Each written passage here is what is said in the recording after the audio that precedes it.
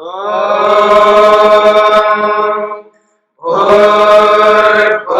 स्वः तत्सवितुर्वरेण्यं भर्गो देवस्य धीमहि धियो यो नः प्रचोदयात्।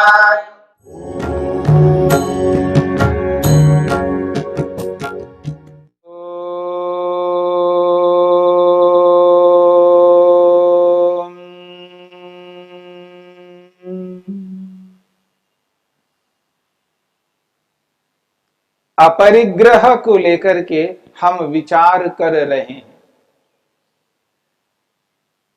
यम का अंतिम 5वां विभाग है अपरिग्रह। परिग्रह का विरोधी अपरिग्रह। परिग्रह का अर्थ इकट्ठा करना, संग्रह करना, कलेक्शन करना, और अपरिग्रह का उससे विरुद्ध अर्थ है इकट्ठा न करना, संग्रह न करना। योगाभ्यासी को संग्रह नहीं करना, इसी का नाम है अपरिग्रह। अपरिग्रह का अर्थ यह नहीं है कुछ भी इकट्ठा न करना,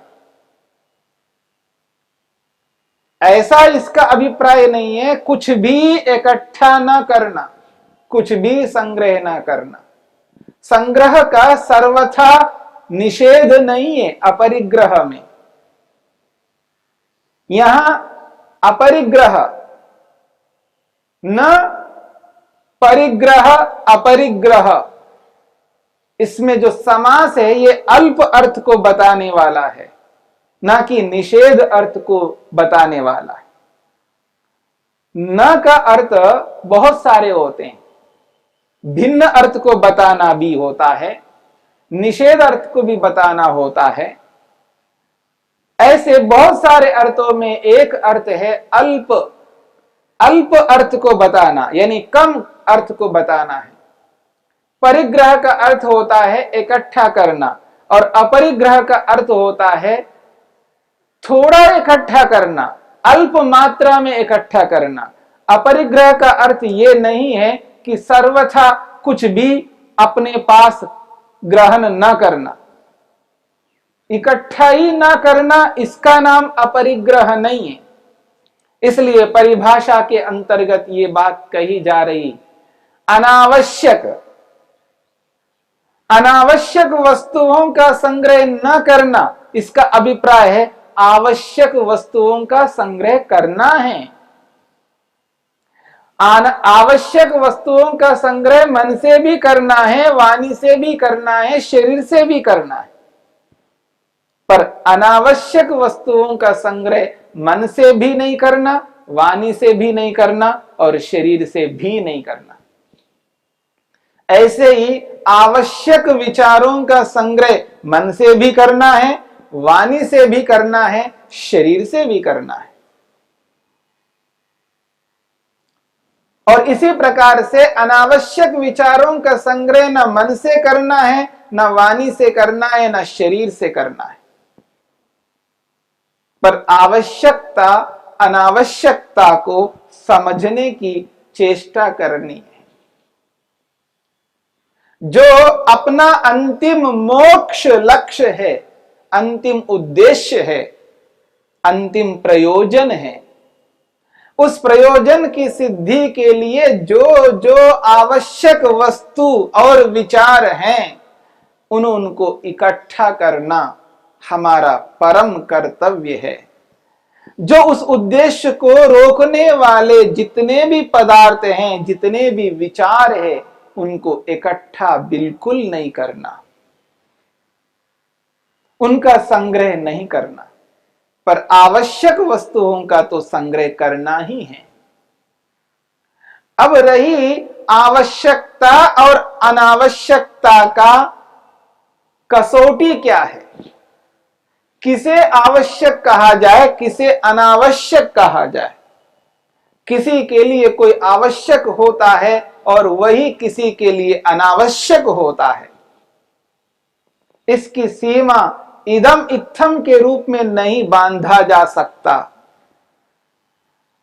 व्यक्ति व्यक्ति के लिए आवश्यकता अनावश्यकता अलग अलग प्रकार की है।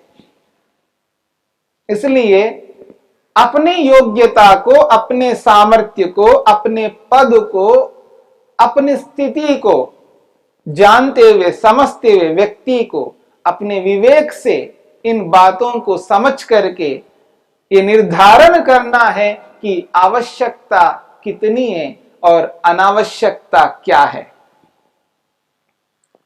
क्योंकि ये जो आवश्यकता है ये व्यक्ति पर निर्भर करती है। एक साधारण से साधारण व्यक्ति है और एक विशेष से विशेष स्तर के व्यक्ति भी है, एक राष्ट्रपति भी है और एक चपरासी भी है, एक विद्वान है, स्कॉलर है, एक अनपढ़ है, एक बहुत बड़े क्षत्रिय धर्म को निभाने वाले राजा है, एक सामान्य व्यक्ति है। ऐसे आप देखेंगे अलग अलग योग्यताओं को रखने वाले हैं और अलग अलग परिस्थितियों में अलग अलग योग्यता वालों की अलग अलग आवश्यकताएं होती हैं। पर अलग अलग आवश्यकताओं को रखते हुए भी वहां यह देखना पड़ता है हमारी योग्यता के अनुसार आवश्यकता किस रूप में है और अनावश्यकता किस रूप में है, ये विवेक से अनुभव करना है। देखिए, इस आवश्यकता अनावश्यकता को लेकर के एक उदाहरण आपके सामने रखता हूं। वस्त्र है, जो हम वस्त्र पहनते हैं। वस्त्र, बिना वस्त्र के हम इस संसार में नहीं रह सकते। सामाजिक प्राणी होने के नाते वस्त्र चाहिए, वस्त्रों की आवश्यकता है। तो अलग अलग स्तर में अलग अलग वस्त्र की आवश्यकता है, इसमें कोई आपत्ति नहीं है। क्योंकि आजकल व्यक्ति पहचाना जाता है उसकी योग्यता, उसके पद, उसके विभाग के आधार पर। जब विद्यार्थी विद्यालयों में जाते हैं उनके वस्त्र अलग प्रकार के होते हैं, उनका यूनिफॉर्म है, उनका परिवेश जो है विद्यार्थी के अनुरूप है, वो उनका वस्त्र है, वो तो चाहिए। ऐसे अलग अलग लोग अलग अलग कंपनियों में, अलग अलग संस्थानों में जो काम करते हैं उनका अपना अलग अलग परिवेश है। पुलिस का अपना परिवेश है, उनका एक परिधान है, उनका वस्त्र अलग है। सेना में रहने वालों के लिए वस्त्र अलग है, विद्यार्थियों के लिए अलग है, अलग अलग कंपनियों में काम करने वालों के अलग अलग वस्त्र है। ये एक अलग विषय है। यदि यूनिफॉर्म को लीजिएगा तो 2 जोड़ी चाहिए, कितनी जोड़ी रखते हैं? और जब सिविल ड्रेस में आते हैं, अपने सामाजिक परिधान को ग्रहण करते हैं, उसमें कितने वस्त्र चाहिए? वस्त्र शरीर को ढकने के लिए होते हैं, इस बात को समझने का प्रयत्न करना।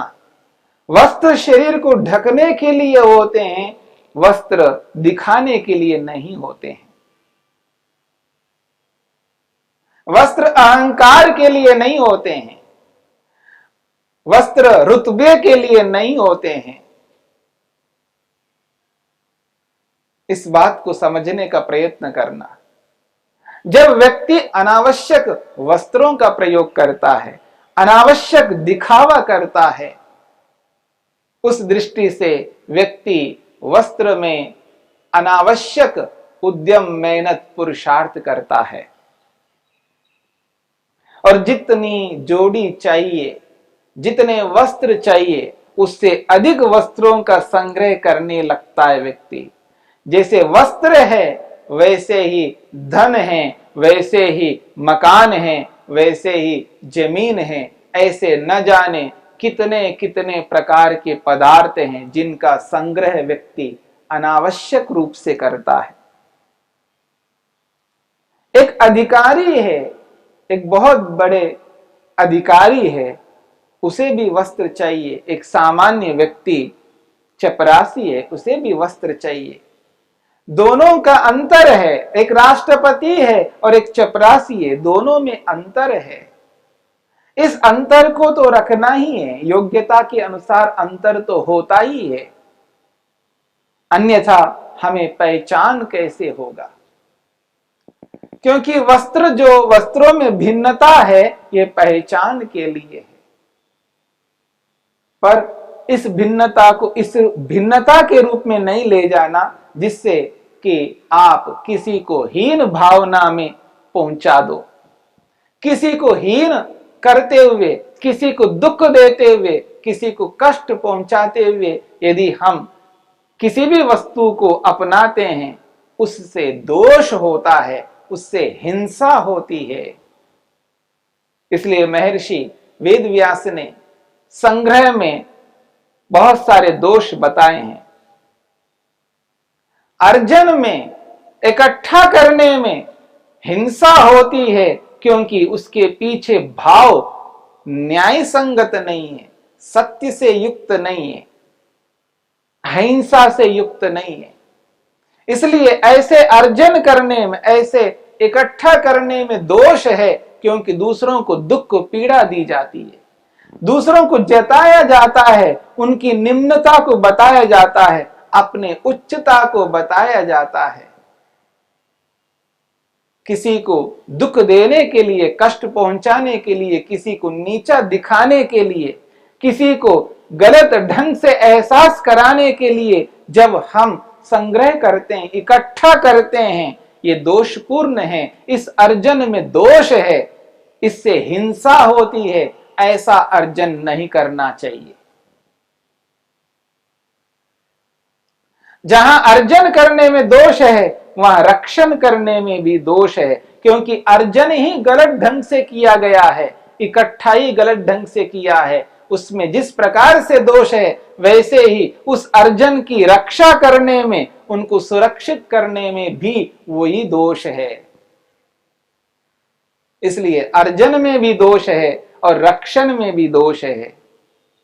और जब गलत ढंग से व्यक्ति संग्रह करता है, गलत ढंग से उसकी सुरक्षा करता है, तो उसका नाश भी अवश्यम भावी है, उसका नाश भी शीघ्रता से होने लगता है। क्योंकि विरोधी तत्व दुनिया में बहुत होते हैं। जो गलत ढंग से अर्जन करता है, उसके विरोधी तत्व भी उसी रूप में होते हैं। इसलिए वो विरोधी लोग उसका विनाश करने में लगे रहते हैं। जब जो अर्जित वस्तु की स्थिति ऐसी होती है, उसका विनाश हो जाता है अर्जित का, तब व्यक्ति को दुख होता है, कष्ट होता है। उसके विनाश में भी दोष आता है, अर्जन में भी दोष और रक्षण में भी दोष, और उसके क्षय में, विनाश में भी दोष होता है। अर्जन किया, उनका रक्षण किया, क्षय तो नहीं किया, लेकिन संग दोष से भी व्यक्ति को कष्ट होता है, संगति से भी व्यक्ति को दुख होता है, कष्ट होता है, पीड़ा होती है। संग का अर्थ है जो अर्जन किया है, जब उनसे युक्त होता है व्यक्ति, उनको खर्च करता है, उनका उपभोग करता है, उस संग से भी व्यक्ति को कष्ट होता है, पीड़ा होती है, औरों को भी होती है, औरों को भी दुख दिया जाता है। जब उसके संग रहने के कारण से स्वयं को और औरों को भी दुख होता है, कष्ट होता है, तो समझ लेना ये भी दोषपूर्ण है। अर्जन में भी, रक्षण में भी, क्षय में भी और संग में, इस प्रकार से दोष ही दोष है। और जो भी अर्जन करते हैं, उस अर्जन में हिंसा भी होती है, उसे हम रोक नहीं सकता। क्योंकि बहुत सूक्ष्मता से जब दूसरों को दुख दिया जाता है, पीड़ा दी जाती है, उसमें हिंसा भी होती है। जैसे किसी भी वस्तु के उत्पादन में न जाने कितने लोगों को हम दुख देते हैं, पीड़ा देते हैं, तो हिंसा दोष भी उसके साथ जुड़ा हुआ है। तो रक्षण दोष है, जहां अर्जन करते हैं उस अर्जन में भी दोष, जहां रक्षण करते हैं उस रक्षण में भी दोष, जहां क्षय होता है तो उस क्षय में भी दोष, जहां संग होता है, संगति के कारण से व्यक्ति को कष्ट दुख होता है, उसमें भी दोष। और इन अर्जन किए हुए पदार्थों में, विषयों में यदि व्यक्ति दूसरों को कष्ट पीड़ा देता है तो हिंसा दोष भी उसको लगता है। ऐसे बहुत सारे दोषों से युक्त होने के कारण से इस संग्रह से बचना है। अनावश्यक संग्रह करने से बहुत सारे दोष आते हैं, उन दोषों से बच करके आवश्यकता के अनुरूप ही संग्रह करना चाहिए। और जब व्यक्ति अनावश्यक संग्रह करता है तो वैयक्तिक जीवन के लिए व्यक्ति समय नहीं निकाल पाता है। शरीर को स्वस्थ रखना होता है, निरोगी रखना होता है, व्यक्ति शरीर के लिए समय इसलिए नहीं दे पाता है क्योंकि उसका सारा समय संग्रह करने में जाता है। जब व्यक्ति शरीर के लिए समय नहीं देता है तो वो परिवार के लिए विशेष रूप से समय नहीं दे पाता है। और व्यक्ति को जहां शरीर को स्वस्थ रखने के लिए व्यायाम करना चाहिए, जहां व्यक्ति को नियमित रूप से खान पान करना चाहिए, जहां नियमित रूप से निद्रा और जागरण करना चाहिए, वो वैसा नहीं कर पाता है तो उसका आहार अव्यवस्थित हो जाता है, उसकी निद्रा अव्यवस्थित हो जाती है और इसके कारण से उसके अंदर संयम भी नहीं रहता, ब्रह्मचर्य भी नहीं रहता। जिस परिग्रह के कारण से आहार, निद्रा और ब्रह्मचर्य में कमी आ रही है, वह व्यक्ति अपने जीवन के लक्ष्य को कदापि पूरा नहीं कर सकता, अपने प्रयोजन को पूर्ण नहीं कर सकता। इसलिए आवश्यकता और अनावश्यकता को समझते हुए अपनी योग्यता के अनुसार उसे अपनाना चाहिए। यदि कोई व्यक्ति ये कहता है मैं अपने शरीर को भी स्वस्थ रखूंगा और ईश्वर की भक्ति उपासना भी करूंगा, परिवार को भी देखूंगा, समाज को भी देखूंगा, राष्ट्र और विश्व के लिए भी समय निकालूंगा, इन सबको करते हुए फिर संग्रह करना चाहता है, ऐसे संग्रह में दोष नहीं है। लेकिन विश्व को, राष्ट्र को, समाज को, परिवार को, वैयक्तिक जीवन को त्याग करता हुआ व्यक्ति संग्रह करे, वो अत्यंत घातक है। इस बात को भी समझना चाहिए। इसलिए अनावश्यक और आवश्यक इन दोनों बातों को समझते हुए अपनी योग्यता को, अपने पद को, अपनी प्रतिष्ठा को, अपनी स्थिति को अनुभव करते हुए व्यक्ति को इन बातों को लेकर के चलना है और प्रमाण पूर्वक चलना है, शास्त्र पूर्वक चलना है। तब जाकर के इस आवश्यक संग्रह को दोष नहीं माना जाएगा।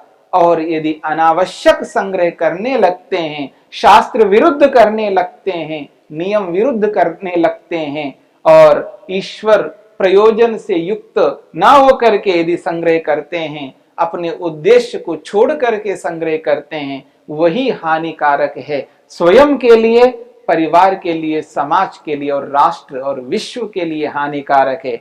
हानि से बचते हुए हमें सबको लाभ पहुंचाते हुए ही हमें चलना है, वही संग्रह लाभकारी है, अन्यथा हानिकारक हो जाएगा। इस रूप में अपरिग्रह का पालन करते हुए यम को जीवन में उतारना चाहिए।